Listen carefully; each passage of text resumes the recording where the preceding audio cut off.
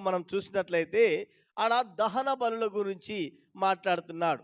అయితే పాత నిబంధనలో ఉన్న కానుకలను ఏమేం కానుకలు ఉన్నాయంటే దహన బలులు కూడా ఒక కానుకలై ఉన్నాయి. దాన్ని బర్న్ ఆఫరింగ్ అంటారు. ఈ దహన బలి దేనికోసం అంటే పూర్తిగా దేవునికి అర్పించుకోవడానికి, పూర్తిగా మన జీవితాన్ని, సమయాన్ని, సంపదను దేవుడు మాకిచ్చాడు. మా మా కష్టాల్లో, మా భేదల్లో, మా రోగంలో మాకు దేవుడు సమస్తం ఇచ్చాడు కాబట్టి మనం ఏం చేయాలంటే మన జీవితాన్ని, మన సమయాన్ని, మన సంపదను దేవునికి సంపూర్ణంగా సమర్పించుకోవడమే దహన బలి కానుకలు. హల్లెలూయా!